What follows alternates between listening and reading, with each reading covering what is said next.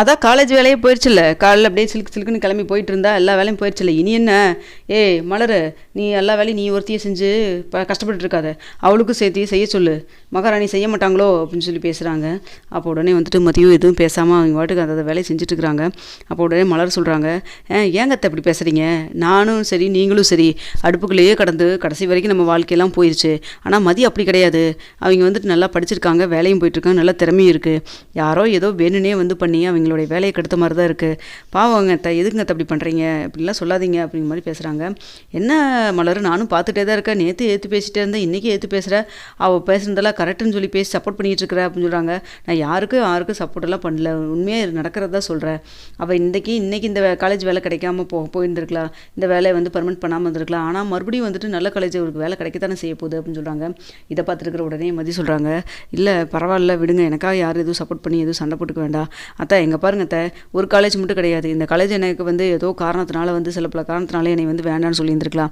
ஆனால் அதுக்காக நான் அப்படியே இருந்துட்டு போகிறதில்ல, கண்டிப்பாக இன்னொரு பக்கம் ஏதாவது வேலை கிடைக்கும்ல அப்படின்னு சொல்கிறாங்க.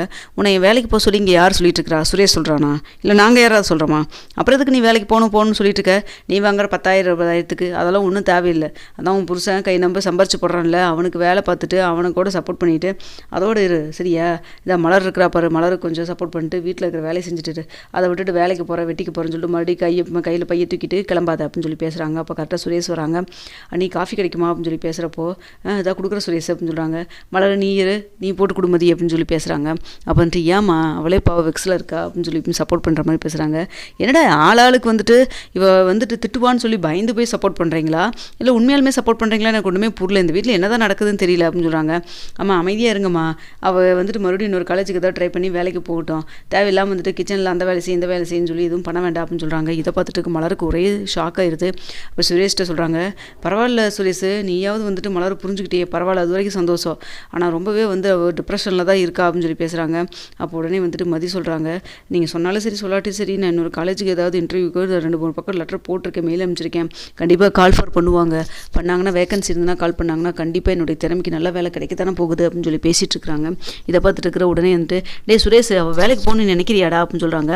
ஏம்மா இல்லையாம்மா, நம்மளால் வந்துட்டு பெண்களுடைய சுதந்திரம் எதுவும் கெட்டு போக வேண்டாம், அவங்க வேலைக்கு போகணும்னு ஆசைப்பட்டால் போகட்டுமா, இல்லை வீட்டில் இருக்கணும்னு நினச்சா இருக்கட்டும், யாராக இருந்தாலும் அவங்க முடிவு பண்ணிவிட்டு நாம் என்னம்மா சொல்கிறதுக்கு இருக்குது அப்படின்னு சொல்லி பேசுகிறாங்க. சுரேஷ், இந்த விஷயத்தில் உன்னை நான் ரொம்ப பாராட்டுறேன் அப்படிங்கிற மாதிரி வந்துட்டு உடனே மலர் சொல்கிறாங்க.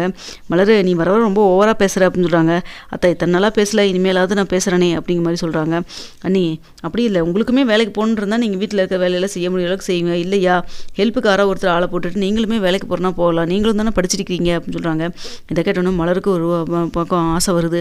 அடுத்த வந்துட்டு எல்லோரும் வேலைக்கு போனதுக்கப்புறம் வேலையெல்லாம் கிச்சன் வேலையெல்லாம் முடிச்சதுக்கப்புறம் மதியோட ரூமுக்கு போகிறாங்க. மதி, எனக்கு ஒரு ஆசை இருக்குது மதி அப்படின்னு சொல்கிறாங்க. என்ன சொல்லுங்கள் மலர் அப்படின்னு சொல்லி கேட்குறாங்க. இல்லை நான் வந்து இப்போ வேலைக்கு போக முடியுமா, இவ்வளோ நாள் கேப் ஆயிடுச்சு, இத்தனை நாளாக வீட்டிலே வேலையை பார்த்துட்டு இருந்துட்டேன், எனக்கு வேலை கிடைக்குமா அப்படின்னு சொல்கிறாங்க. எங்கள் கண்டிப்பாக உங்களுக்கு தகுதி இருந்தால் திறமை இருந்ததுன்னா கண்டிப்பாக கிடைக்குங்க. எந்த வேகன்சியில் வந்துட்டு லேடிஸோ இது மாதிரி கல்யாணத்துக்கு அப்புறம் ஒரு பிரேக் எடுக்கிறது எல்லா பக்கம் நடக்கிற நார்மல் தான், அதனால தானே கவர்மெண்ட்டே இதுக்கெல்லாம் லீவுலாம் கொடுத்துருக்காங்கல்ல. அப்படி இருக்கிறப்ப நீங்கள் சொன்னீங்கன்னா கண்டிப்பாக உங்களுக்கு எக்ஸ்பீரியன்ஸுக்கு ஸ்டாஃப் கொடுக்குற சேலரி விட கொஞ்சம் கம்மியாக தான் கொடுப்பாங்க, இருந்தாலும் வேலை கிடைக்குங்க, கிடைக்காமலாம் போயிடாது. நீங்கள் எங்கள் மனசை தளர விடுறீங்க, உங்களுக்கு ஜாப் போகணுன்னா சொல்லுங்கள், கண்டிப்பாக உங்களுடைய குவாலிஃபிகேஷன் என்னவோ அதுக்கு தகுந்த வேலை கிடைக்கும், நானும் வேணால் பார்த்துட்டு சொல்கிறேனே அப்படின்னு சொல்கிறாங்க. அது ரொம்ப சந்தோஷமாக இருக்குது. எனக்குமே இன்றைக்கி காலையிலேருந்து வந்துட்டு அதான் யோசனையாக இருக்குது, நம்ம ஏன் கிச்சன் எல்லா வேலையும் முடிச்சுட்டு வீட்டிலையே தான் சுற்றி வேலை செஞ்சுட்ருக்கிறேன், போதும் நானும் இது மாதிரி இருந்தது போதும், எனக்கும் வெளியில் வரணும், இது மாதிரி வேலைக்கு போகணுன்னு ஆசை இருக்குது, நானே சம்பாரித்த ₹1 இருந்தால் கூட அது என் ஃபேமிலிக்காக செலவு பண்ணுறப்போ இருக்கிற சந்தோஷமே வேறு தானே அப்படின்னு சொல்கிறாங்க. ஆமாங்க கரெக்டாக தான் சொன்னீங்க, ஆனால் இதுக்கு வந்துட்டு பாக்கியராஜ் அவர் ஒத்துப்பாரா அப்படின்னு சொல்லி கேட்குறாங்க. அதெல்லாம் நான் பார்த்துக்கிறேன், அவர்கிட்ட எப்படி பேசணுமோ நான் பேசிக்கிறேன், ஆனால் எனக்கு வேலை கிடைக்கும்னு நீ சொன்ன பற்றியா, சரி நான் ரெஷ்யூம் எல்லாம் ப்ரிப்பேர் பண்ணிட்டு சொல்கிறேன், எனக்கும் வந்துட்டு எப்படி வேலை தரணும்னு சொல்கிறியா அப்படின்னு சொல்லி சொல்கிறாங்க. கண்டிப்பாங்க இதில் என்னங்க இருக்குது அப்படின்னு சொல்லி பேசுகிறாங்க. நீங்கள் ஒன்று பண்ணுங்கள், உங்களுடைய குவாலிஃபிகேஷன் மட்டும் என்ன ஏதுன்னு சொல்லிட்டு நோட்டில் எழுதி கொடுங்க, நானே ரெஷ்யூம் ப்ரிப்பேர் பண்ணுறேன், உங்களுக்காக நானே வந்துட்டு எல்லா பக்கம் அப்ளை பண்ணி விட்றேங்க அப்படின்னு சொல்கிறாங்க. ரொம்ப தேங்க்ஸ், இரு நான் போய் சர்டிஃபிகேட்ஸ் எல்லாம் எடுத்துகிட்டு வரேன், ரொம்ப நாள் ஆச்சு இல்லை, நான் போய் எடுத்துகிட்டு வரேன், எனக்குமே என் சர்டிஃபிகேட்ஸ் எல்லாம் பார்க்கணுன்னு ஆசையாக இருக்குன்னு சொல்லிட்டு ஆசையாக போய் பீரோட இருந்தெல்லாம் எடுத்துகிட்டு வராங்க. எடுத்துகிட்டு போகிறத பார்த்துட்டு இருக்கிறேன். இங்கே மாமியார் லக்ஷ்மி என்ன பண்ணுறாளுங்க, 2 பேரும் ஏதோ குசுன்னு பேசிகிட்டே இருந்தாளுங்க. அதுக்கப்புறம் வேணுமா பீரோவில் போய் ஏதோ நோண்டுனா இந்த ரூமுக்கு ஏதோ எடுத்துகிட்டு போகிறா, கையிலேருந்து பேக் கவரில் எடுத்துகிட்டு போகிறா, என்ன பண்ணுறாளுன்னு தெரியலேன்னு சொல்லிட்டு போய் ஜன்னல் ஓரத்தில் நின்றுட்டு கேட்குறாங்க. அப்போ வந்துட்டு ஓ இவ்வளோ வேலைக்கு போகிறாளா? அது சரி, இவ ஒருத்தி வீட்டில் வேலைக்கு போயிட்டு பண்ணுற அலப்புறம் தாங்கலை, இவ வேறையா? இவ இந்த மலரும் வர வர சரியே இல்லை, அவள் பேச்சை கேட்டுக்கிட்டு ஏதோ பண்ணிகிட்டு இருக்கிறா அப்படின்னு சொல்லிட்டு கோவமாக வேகமாக போகிறாங்க. போயிட்டு சுரேஷோட அப்பாட்ட சொல்கிறாங்க, அங்கே என்ன நடக்குன்னு தெரியுமாங்க அப்படின்னு சொல்கிறாங்க. என்ன மறுபடியும் ஏதோ மலரை பற்றியோ இல்லை மதியை பற்றி கம்ப்ளைண்ட் பண்ண வந்துட்டியா? என்ன பிரச்சனை? 1008 பிரச்சனை மைண்டுக்குள்ளே ஓடிட்டு இருக்குது, இதுலாம் என்ன வேணும் உனக்கு அப்படின்னு சொல்லி கேட்குறாங்க. நீங்கள் வேறுங்க, நான் என்ன சொல்கிறேன்னு கொஞ்சம் காது கொடுத்து கேளுங்க அப்படின்னு சொல்கிறாங்க. சரி சொல்லு அப்படின்னு சொல்லி கேட்குறப்போ, இல்லைங்க இதா மலரும் வந்துட்டு மதியோடு சேர்ந்து கெட்டு குடிச்சவராக போகிறா அப்படின்னு சொல்கிறாங்க. என்ன சொல்கிற அப்படின்னு சொல்லி கேட்குறப்போ, ஆமாங்க மலரும் வந்து ஏதோ வேலைக்கு போகிறாளாமாங்க, ரெஷ்யூம் எல்லாம் ஏதோ சொல்கிறாங்களே, அதை பற்றி எனக்கு ஒன்றும் புரியல, அது ஏதோ ரெடி பண்ண சொல்லி அவங்ககிட்ட கொடுக்குறாங்க, வேலைக்கு அப்ளை பண்ண சொல்கிறாங்க அப்படின்னு சொல்கிறாங்க. யார் இதெல்லாம் உனக்கு சொன்னா?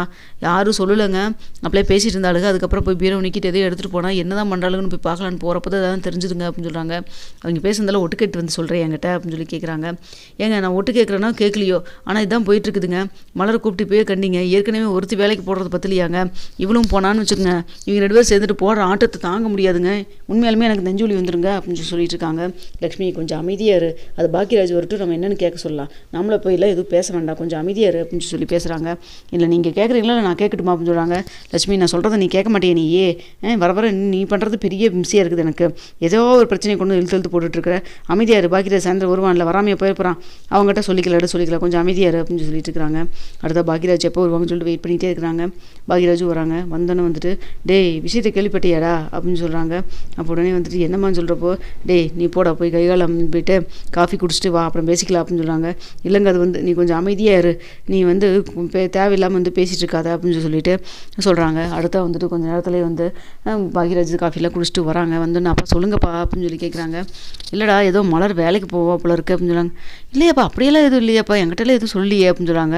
உங்கள்கிட்ட வேணால் சொல்லாமல் இருக்கலாம், அந்த மதிக்கிட்டு தான் எல்லாத்தையும் சொல்கிறாளே, அவளும் இவ்வளோ சேர்ந்து தான் அவளுக்கு ரெஷ்யூம் எல்லாம் ப்ரிப்பேர் பண்ணிகிட்டு இருக்காங்கடா, வேலைக்கு அப்ளை பண்ண போகிறாளாமா, சரியா, இதெல்லாம் சரியில்லைடா பார்த்துக்கோ அப்படின்னு சொல்கிறாங்க. அம்மா நான் என்னென்னு கேட்குறேம்மா அப்படின்னு சொல்கிறாங்க. என்னென்னு கேட்குறதெல்லாம் இல்லை, அவள் போகக்கூடாது அவ்வளோதான், அவள் வாட்டுக்கு எல்லா வேலையும் போயிட்டா இங்கே நேரத்துக்கு இங்கே சாப்பாடு செஞ்சு கொடுக்குறது என்ன, மத்தியானம் எங்களுக்கு மாத்திரை எடுத்து கொடுக்குறது யாரு அப்படின்னு சொல்லி பேசுகிறாங்க. அம்மா நான் பேசுகிறேம்மா, பேசிட்டு சொல்கிறேம்மான்னு சொல்லிட்டு போகிறாங்க ரூமுக்கு.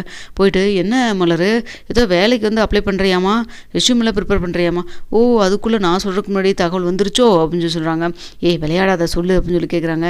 ஆமாங்க நான் காலையில் பேசிகிட்டு இருக்கிறப்ப இது மாதிரிலாம் கிச்சனில் நடந்தது, அப்போ சுரேஷ் தான் சொன்னால் உங்களுக்கு வேலைக்கு போகணும்னு ஆசை இருந்தால் செஞ்சுட்டு கொஞ்சம் வேலையெல்லாம் எதாவது இருந்ததுன்னா நீங்கள் ஹெல்ப்புக்கு ஆள் கூட போட்டுட்டு நீங்கள் கிளம்பி போகிறேன்னா போங்க நீன்னு சொல்லிட்டு இருந்தோம். அதுக்கப்புறம் தான் எனக்குமே தோணுச்சு, உங்களுக்கு கூட எங்ககிட்ட அப்படி சொல்லணும்னு தோணல, எனக்கும் வெளில போனால் கொஞ்சம் ரிலாக்ஸாக இருக்கும், எனக்கும் கொஞ்சம் ஒரு தன்னம்பிக்கை வரும், இல்லை மதிய பாருங்க எவ்வளோ போல்டாக இருக்கா, நானும் அது மாதிரி இருப்பேன்ல அப்படின்னு சொல்கிறாங்க.